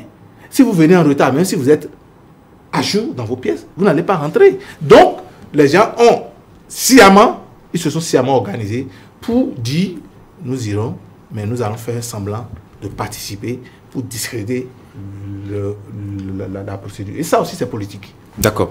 Boris Tougan, lorsqu'on regarde un peu le processus, a-t-on, parce que là, je voudrais qu'on s'entende sur cette question-là, a-t-on aujourd'hui le droit de dire que cette présidentielle est exclusive ou inclusive? Quelle est votre lecture? Non, ce n'est pas une question de lecture. C'est une élection exclusive. Ce n'est pas une question de lecture, mais d'analyse, avec des éléments techniques et juridiques bien précis. Quels sont les éléments dont vous disposez là maintenant qui confirment cette analyse? Déjà à l'entame de cette émission, je vous ai dit que le parrainage ne saurait être présenté comme un cheveu sous la soupe, comme on le présente. Le code mais il a dit que le parrainage n'est pas une invention du Bénin. Non, mais au Sénégal, en France, ça se fait. Comparaison n'est pas raison. Est-ce que les initiateurs de cette manœuvre se sont rendus... Le parrainage a été une volonté de dialogue politique. Non. Et je vous ai dit... Moi, j'ai voté pour le parrainage non, politique. Vous n'êtes pas un élu. Quelle est l'origine de ces délégués qui sont venus pour ce dialogue, le fameux dialogue? C'est la classe politique qui a été... Quelle classe politique? C'est un dialogue politique. Où il n'y avait aucun élément de l'opposition. Et FCBE, non, nous avons une seule partie d'opposition. Combien de fois il doit vous répéter? Vous savez, c'est la mauvaise foi des membres de la mouvance qui nous conduit là où nous sommes en train d'aller. Et ils refusent ils refusent de voir l'évidence. Dites-nous là où nous allons. Une élection présidentielle, j'ai l'impression, vous savez, monsieur le journaliste, oui, vous devez désormais faire l'effort d'expliquer. C'est un souhait. Vous devez organiser des émissions pour expliquer certains pans de la vie publique à nos acteurs politiques. Une élection comme une élection présidentielle ne saurait être considérée avec autant de légèreté. J'ai l'impression que les gens ne se rendent pas compte de la gravité de l'opération qu'ils sont en train de monter. Donc vous voyez une opération... Le président de la République, dans le droit politique béninois, doit être l'émanation d'un peuple. Oui, est-ce que c'est le contraire là maintenant? Parce que de toutes les façons, c'est le peuple qui va voter le 11 avril. Nous devons préférer la légitimité à la légalité. Ce sont des notions juridiques. Nous devons préférer la légitimité à la légalité. La légitimité, elle est populaire. Elle tient son essence d'une volonté et d'une adhésion de tous les fils d'un pays. La légalité, elle a son essence dans l'état de loi. Hitler a gouverné avec l'état de loi. Mais une démocratie fonctionne dans un état de droit. Je parle de thème... Moi, comme je vous le disais tantôt, on nous a obligés à beaucoup lire, à beaucoup apprendre. C'est pour cette raison-là que je n'évoque aucun concept sans l'avoir lu, fouillé. C'est pour cette raison-là que quand certains disent que telle personne bénéficie de la protection que lui confère un diplôme, moi je suis basé, j'ai des parchemins qui puissent me permettre d'opiner, d'analyser de façon scientifique tout acte posé par un acteur public. J'ai le droit. Donc, c'est pour vous dire ceci. Oui. Mon vis-à-vis estime que, étant donné que le processus actuel est conduit sur la base des lois passées au forceps, que cela s'impose à tout le monde. C'est la même chose que le code du numérique, qui fait partie d'une cargaison de lois liberticides. C'est bon. De toutes les façons, ce sont des termes assez forts que vous employez. Et nous ne devons pas laisser les gens mettre dans notre tête que toutes les lois qui sont votées à l'effet de contraindre les gens au silence sont des manœuvres que nous devons accepter. Refuser, c'est dire non. Puisque ça nous concerne tous. Si ça tourne au vinaigre, moi j'ai un passeport avec un visa, mais je ne veux pas quitter ici. Parce que j'ai les miens ici. Et c'est de cela que nous devons nous rappeler. Et dire aux gens, si vous n'avez pas le niveau requis pour induire les réformes nécessaires, appelez les compétences. Oui, mais dans le même temps, par exemple, pour l'élection présidentielle, il a évoqué un cas factuel, oui. On ne peut pas me dire que... Oui, lorsque les démocrates, par exemple, avaient dit, nous, même si on nous donne le parrainage, on ne veut pas en prendre, on a écouté les communautés le dire. Est-ce que ce ne sont pas eux-mêmes qui se sont exclus du processus? Pas du tout. Par exemple, je prends eux leur cas simplement. Puisque le parrainage, tel que mis en œuvre, est le verre qui est rentré dans le flux. On ne peut pas interdire aux gens, les exclure lors des élections qui doivent produire les parrainages et demander maintenant de produire le parrainage. Est-ce que quand on devait aller aux élections communales, on avait permis aux partis des démocrates d'aller aux élections? Non. Tous les partis politiques qui n'étaient pas d'obéissance. Le parti n'était pas encore né. Les démocrates n'étaient pas encore nés. Pour les communales. On ne leur avait pas permis d'exister. C'est quoi ce on-là? On dit d'être à jour pour avoir votre récépissé. Vous fraudez. Quand vous déposez votre dossier au ministère de l'Intérieur et que on se met à vous relever des fautes ou des omissions qui n'existent pas et qu'il faut que le ministre de l'Intérieur attende des instructions pour donner le récépissé. Mais nous ne devons pas faire des analyses ex nihilo. L'analyse que j'en fais... Quelle est l'origine juridique du certificat de conformité? L'analyse que j'en fais aujourd'hui... Puisque ça a permis, ce document illégalement exigé, a permis à la mouvance d'avoir rien que ses députés à l'Assemblée nationale. Oui, mais dans le même temps... Les députés sont des parrains. Dans le même temps, je vais vous permettre de continuer. Lorsque vous évoquez le certificat de conformité, est-ce que ce n'était pas quand même on va dire peut-être la pièce que la Cour avait trouvée dans le temps pour pouvoir permettre aux partis qui existaient de rentrer dans la danse de la réforme? Parce que la charte des partis politiques parle de récépissé provisoire pour un parti qui vient de naître et un récépissé définitif. Mais pour un parti qui existait et qui se conforme, il faut bien quand même produire un papier dans le dossier, non? La relecture de la loi, selon les sciences juridiques, ne relève pas des compétences de la Cour constitutionnelle. La relecture d'une loi, selon le droit tel que je l'ai lu, ne relève pas des compétences de la Cour constitutionnelle. Ce n'est pas des prérogatives de la Cour constitutionnelle d'imposer une pièce qui n'existait pas dans une loi. D'accord. À moins que nous ne soyons désormais qu'à Guantanamo. Très bien. Très bien. Oui. Donc, oui, nous devons être clairs et nous en tenir à l'esprit des lois que nous avons votées. Dire que le parrainage...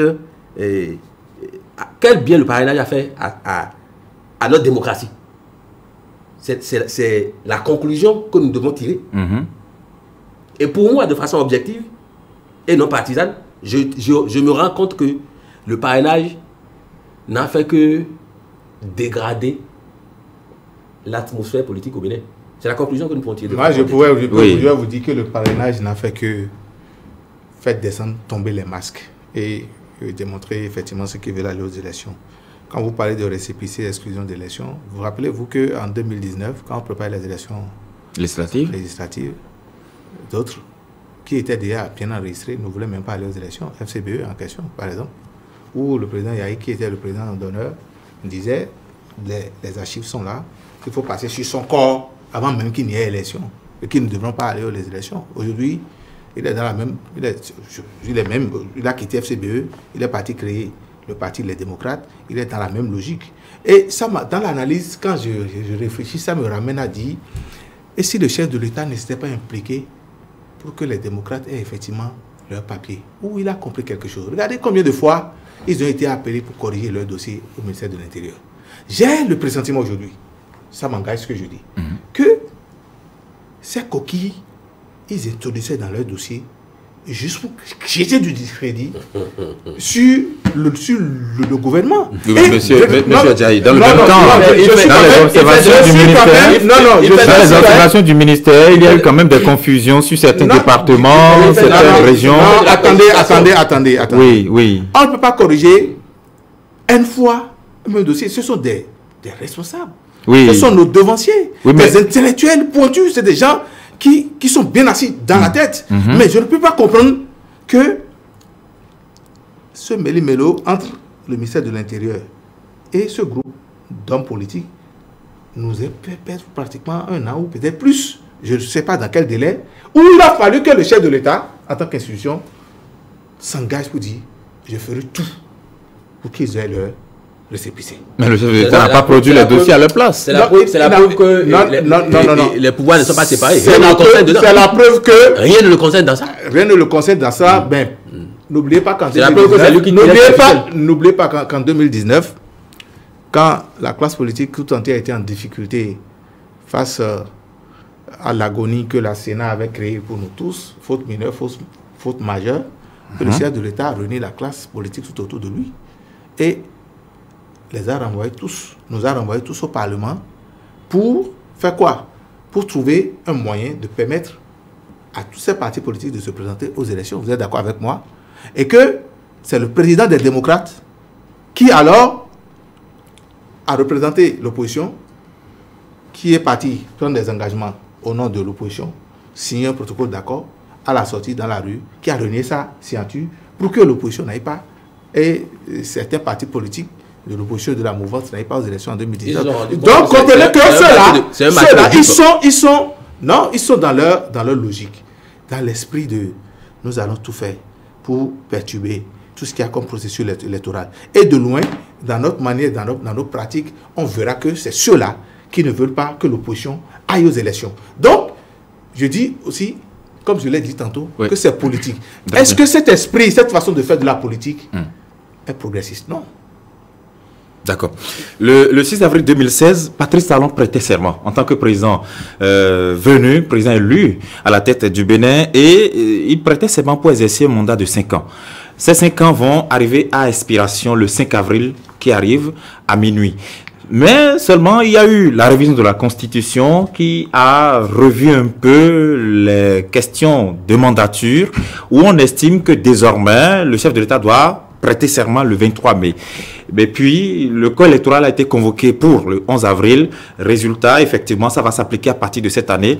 Boris Ougan, il y a certains observateurs et analystes qui estiment que c'est une violation du principe constitutionnel, étant donné que le chef de l'État était déjà en fonction avant que la règle, avant que la règle ne soit adoptée, qu'on ne change pas les règles du jeu au cours du jeu. Mais dans le même temps, la nouvelle constitution a mis des dates. Est-ce qu'aujourd'hui, on peut craindre pour ce qui pourrait se passer de la période du 6 avril jusqu'au 23 mai? Dans le même temps, il y a Freedom House qui a estimé que la démocratie béninoise recule, on a perdu des points. Est-ce qu'on peut faire un lien entre tout ça? Ce n'est que des conséquences de nos actes. Si le Bénin aujourd'hui n'est plus une démocratie, parce que moi je ne vois pas la nuance qu'on peut faire entre une démocratie et une démocratie contrôlée. Il n'y a pas de nuance. Nous ne sommes plus dans une démocratie, nous ne sommes plus dans une démocratie. Ah bon? Mais pourtant, oui, puisque les institutions tournent, tout le monde va et vient. Non, c'est l'impression que nous avons. Mais nous savons désormais que nous sommes dans un état policier. Ah, ça, c'est pas grave. Parce que dans le même temps, au moins, vous faites cette émission avec nous, là, maintenant. Non, je m'exprime parce que je m'en suis donné le contenu. Je suis prêt à tout ce qui va se passer après.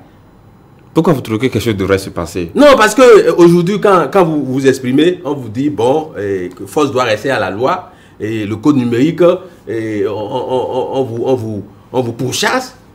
Moi, que les gens se le tiennent pour dire, je suis passé par pire. Je suis passé, en 20 ans de carrière, je suis passé par pire que ça. Donc, par déterminisme, je sais comment ça fonctionne. Tout ça termine, je sais comment ça termine. Pour revenir à votre question, vous savez, les questions techniques ne relèvent pas du domaine de la précisation.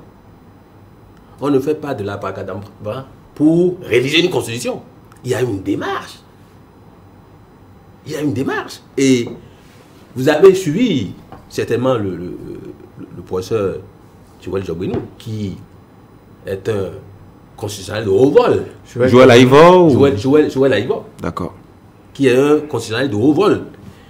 Et dont les avis sur la question sont motivés. Pour faire du terre-à-terre, avant de passer aux explications techniques, vous ne pouvez pas intégrer une maison sur la base d'un bail d'un an. Et que selon votre bon vouloir, avant la fin de ce bail, vous décidez de votre propre chef, de façon unilatérale, de prolonger le bail, sans en avoir à discuter avec le propriétaire, qui ici est le peuple béninois. Ça dépasse l'entendement. Maintenant, du point de vue juridique, vous avez dû entendre parler, vous avez certainement entendu parler de cet arrêt de la Cour africaine des droits de l'homme et des peuples, qui, en se référant aux conditions dans lesquelles la Constitution du 11 décembre 1990 a été révisée, concoctée, la Constitution mère a été concoctée, a fait du consensus un principe à valeur constitutionnelle. Nous parlons de droit. Ça veut dire quoi?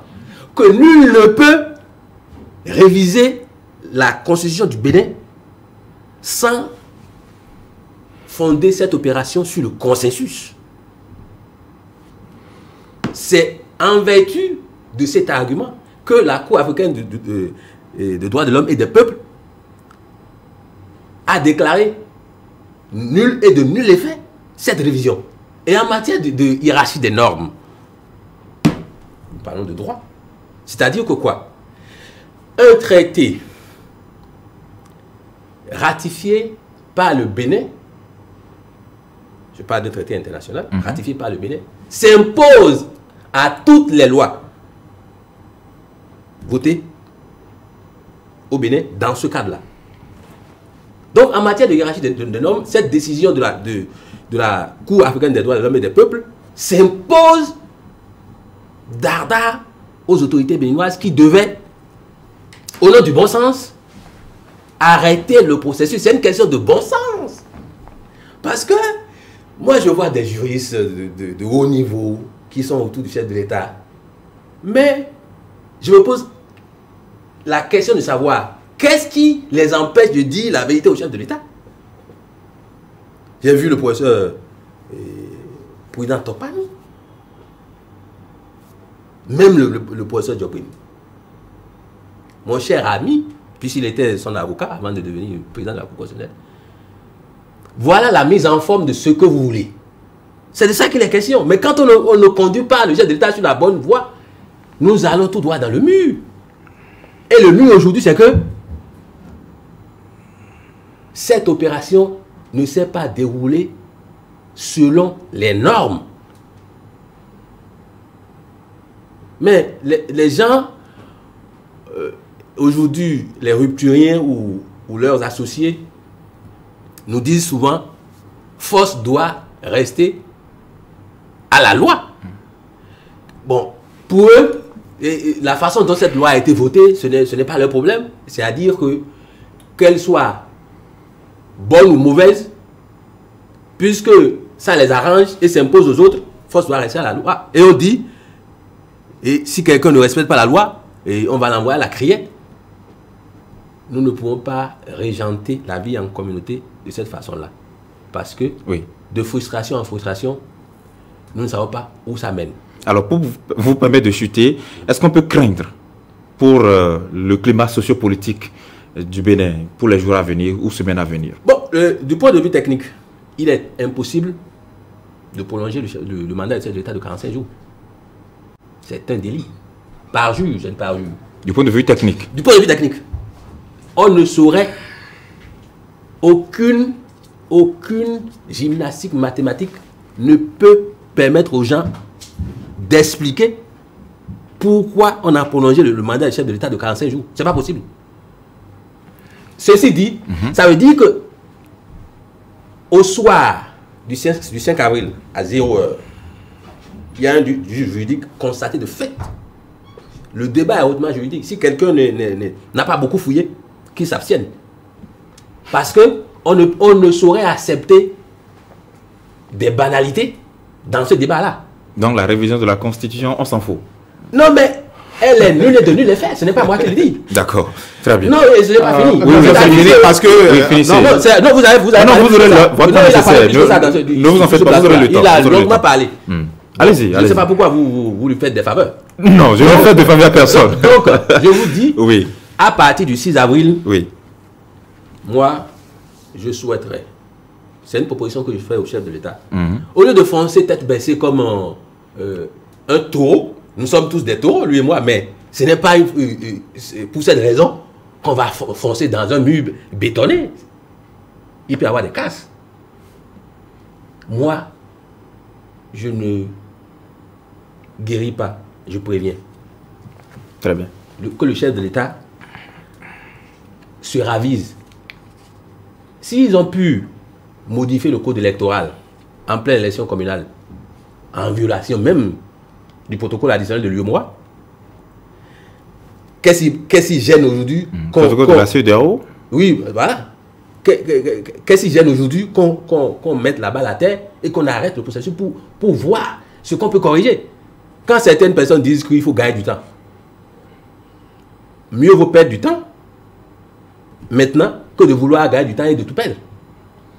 Étant donné que si le général Mathieu Kékou en 90 c'était fermé, enfermé dans sa tour d'ivoire et était resté hermétique aux propositions, nous ne serions pas ici.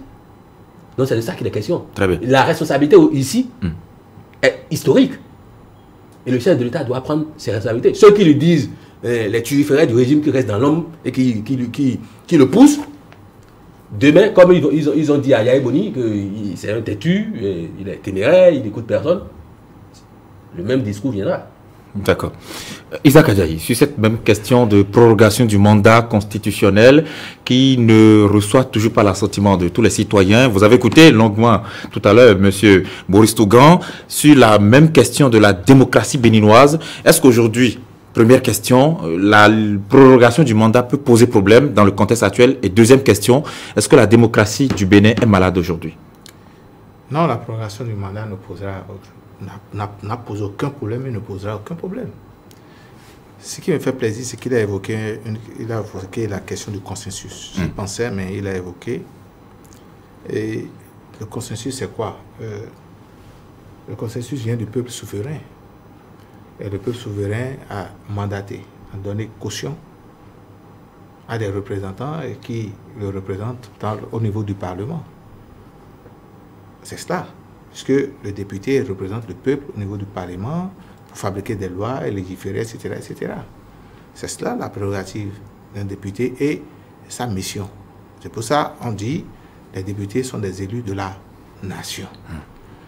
Il y a le contrôle de l'action gouvernementale. Si nous avons décidé au dialogue politique, la classe politique a décidé dans son ensemble au dialogue politique qu'il faut opérer des choix pour améliorer ce que nous faisons, afin que les élections, effectivement, soient groupées en 2026, puisque c'est ce qui est derrière cette initiative, pour faire plus d'économies au pays, parce que le pays, ça reste.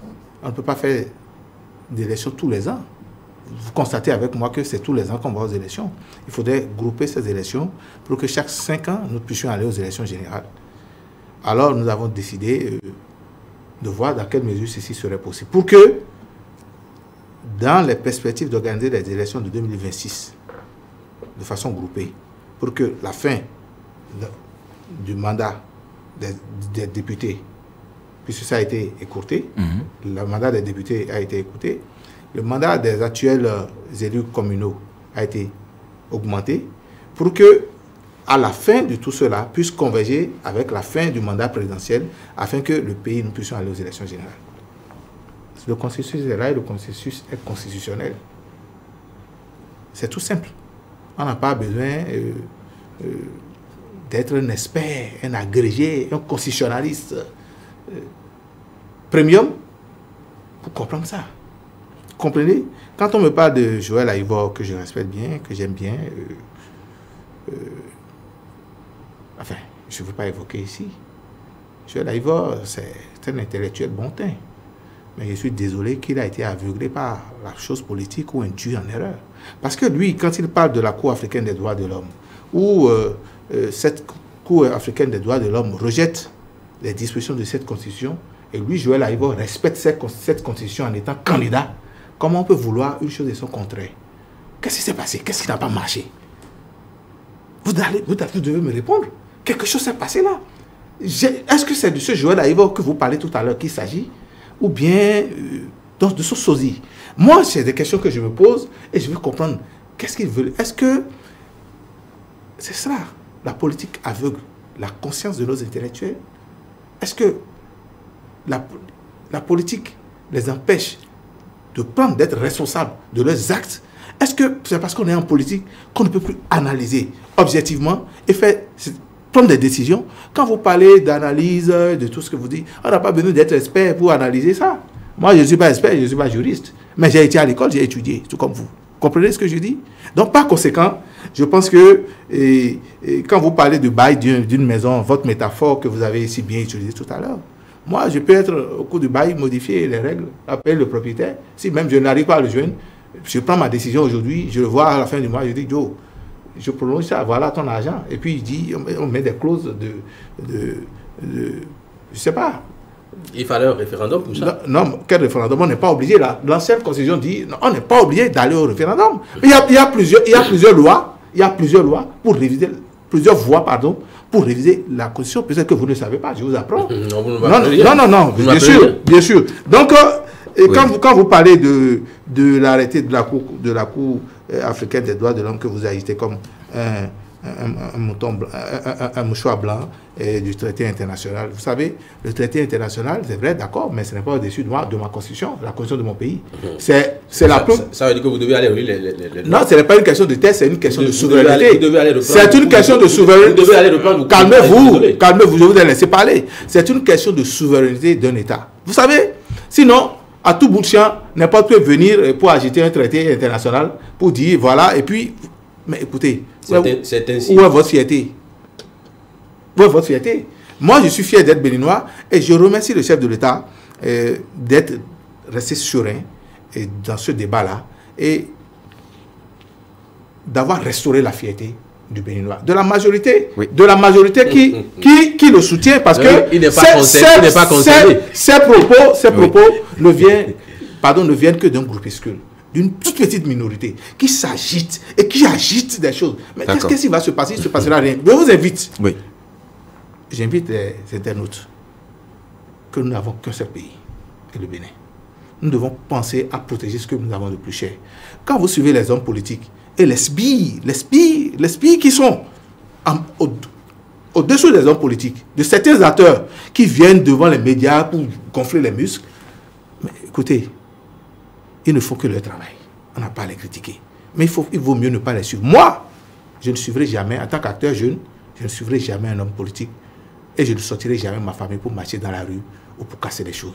Parce que le Bénin, c'est notre pays et nous n'avons que ça seul. Vous avez un passeport avec un visa. Oui, mais il a dit qu'il n'en ferait pas usage. Moi, non mais écoutez, il en fera bien. C'est le premier qui partira, qui sautera dans l'avion. Moi, je n'en ai pas. Bon, j'ai un passeport, mais je n'ai pas de visa. Et je n'ai qu'un seul passeport et je ne pense non plus aller nulle part. D'accord. J'ai des enfants, enfants à qui je pense, donc par conséquent... Vous ne me connaissez pas, c'est pourquoi vous me parlez de moi au singulier. Non, vous ne me connaissez pas non plus. Oui. Mais... Si vous êtes un vrai Béninois, c'est un tort pour vous de calmez-vous, laissez-moi finir. Donc prenez vos responsabilités, œuvrez pour la paix dans ce pays. La deuxième question... Oui, est-ce que, par exemple, on va craindre pour l'issue de tout ça? La démocratie béninoise est-elle malade? Non, le Béninois est très mature aujourd'hui. Non, la démocratie du Béninois se porte très bien. Mais, pour l'opposition et ses soldats en sous-bassement... La liberté, l'expression de chaque citoyen... Vous parlez de quelle liberté? Donc, pour vous, le Bénin est un paradis aujourd'hui? Le Bénin se porte mieux aujourd'hui que par le passé. Parce que je crois que vous avez des problèmes de justice dans ce pays. Hein? Mais aujourd'hui, vous êtes libre, vous vous exprimez.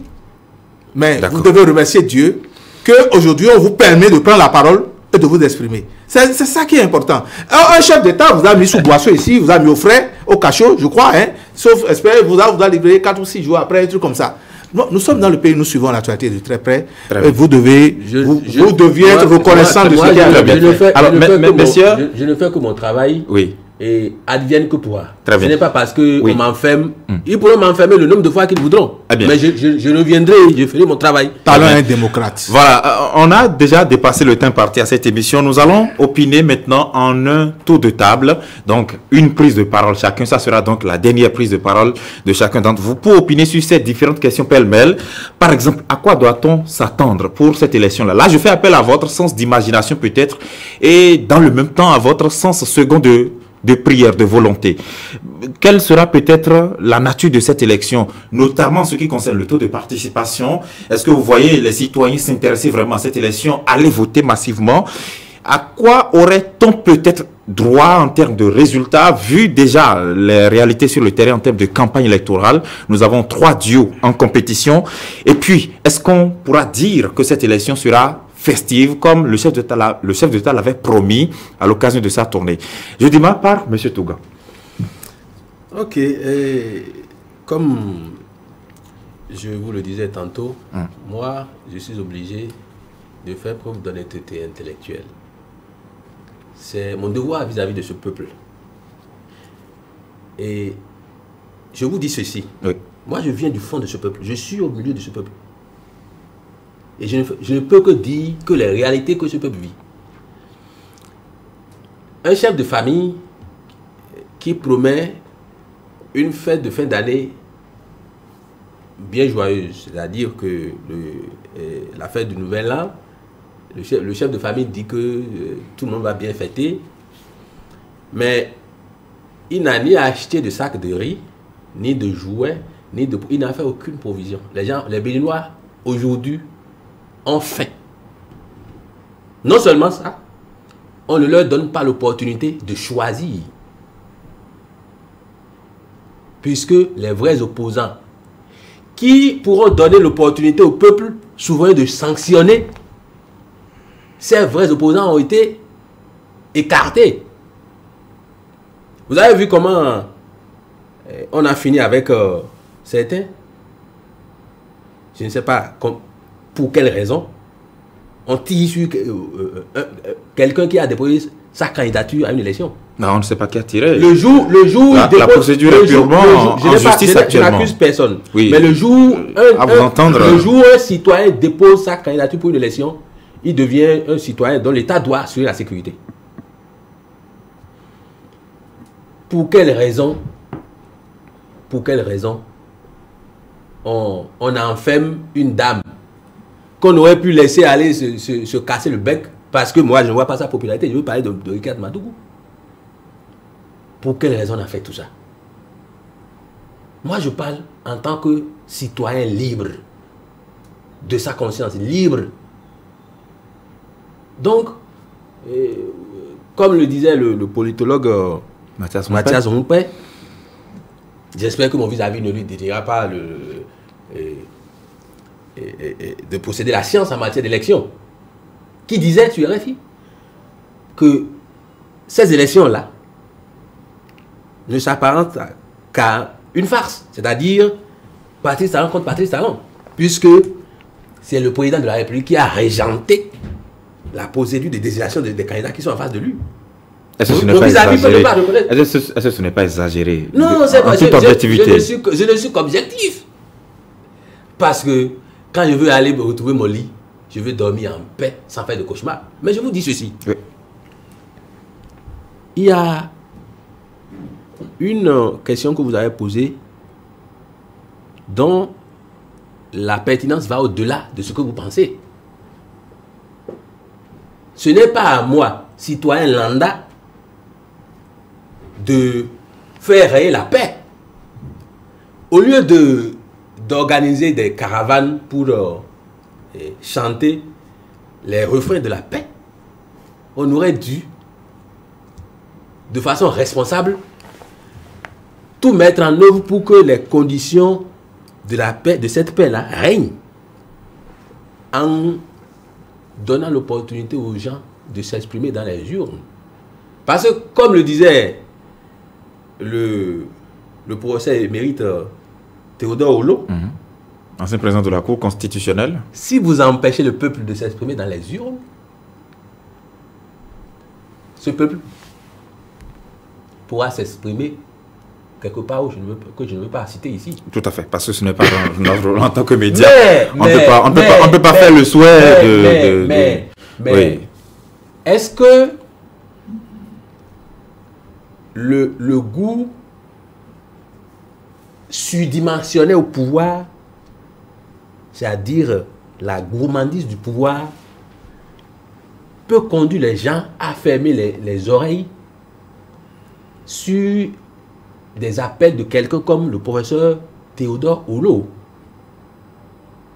Sa seule déclaration, si moi j'étais dans l'entourage du chef de l'État, sa seule déclaration, parce que je ne vois pas, en matière de sciences juridiques, dans toutes les dimensions, dans tous les sens, je ne vois pas citoyen respirant et marchant sur terre ici, dans ce pays, le défier. Titulaire de chaire UNESCO, il est dépositaire de doctrine. Ça veut dire quoi? Dans sa position, ses avis motivés en droit peuvent être enseignés dans les universités du monde, pas du Bénin. Donc celui-là, il ne peut pas émettre des objections sur un sujet sans que les dirigeants de ce pays ne fassent une pause pour y réfléchir. C'est de là que la question. C'est une question de responsabilité. Le reste, moi je le laisse au bon vouloir du prince du moment. Par rapport au taux de participation? Bon, en 2019, pour les élections législatives, on avait parlé de 7%, ils ont arrondi à 24%. En 2020, on a eu 10%, près de la moitié. Non, ils vont encore modifier. Pourvu que, près de 50%. Pourvu que deux personnes se déplacent pour aller dans les bureaux de vote, ils vont dire que c'est 98%. Mais moi, je ne suis pas responsable de ça. Très bien. Donc les élections ne seront pas festives, si je vous suis? Non, mais pas du tout, parce que le père de famille n'a pas préparé la fête. Très bien. Monsieur Adjaï, sur ces différents éléments. Le problème du Bénin, ce sont des intellectuels. Et le général Mathieu Kérékou a compris quand il parlait d'intellectuels tarés. Et c'est un groupuscule, cette élite-là, qui empoisonne la conscience, qui empoisonne la jeunesse, qui empoisonne le peuple béninois. Or, Patrice Talon a donné de l'eau aux Béninois. D'un taux de couverture de 31%, nous sommes allés à 71%. Faites le point vous-même. Hier, de par le passé, le Bénin achetait son énergie électrique, il l'achetait avant de consommer. Mais aujourd'hui, le Bénin produit l'électrique, la denrée énergie électrique, et au moins jusqu'à 70% de son pourcentage de consommation, et continue de travailler pour que dans les 2 prochaines années, nous ayons pu atteindre au moins les 100% et revendre. Voilà le président dont les Béninois ont besoin. Les actes administratifs. Quand je ne sais pas si vous connaissez Sinandé, et je cite souvent l'exemple de Sinandé parce que j'ai connu cette région-là, Dieu merci. Monsieur le président Patrice Talon est en train de faire la voie aujourd'hui, Sinandé, Guessou Sud, Parakou. C'est carrément un scandale où vous voyagez sur cette voie. Je vous assure, aujourd'hui, vous cherchez, de par le passé, un certificat de nationalité, vous devez venir jusqu'à Parakou, faire la demande, retourner, revenir, c'est 15 000 francs. Le citoyen aujourd'hui, dans son lien, il parle de son téléphone, par rapport à la digitalisation des actes administratifs, peut faire la demande, et non seulement il ne prendra pas de risque, il ne paie pas d'argent, il gagne du temps pour ses activités. Nos mamans sont dans les marchés. Aujourd'hui, Patrice Talon est en train de construire des marchés modernes. Des marchés modernes. 20 stades de type international. Pour la jeunesse. Ce n'est pas tout. Il y a la sécurité. Quand vous parlez des réformes qui mettent ensemble la police et la gendarmerie aujourd'hui, ils sont plus efficaces, ils sont mieux formés, ils ont les équipements. C'est de ça que le Béninois a besoin.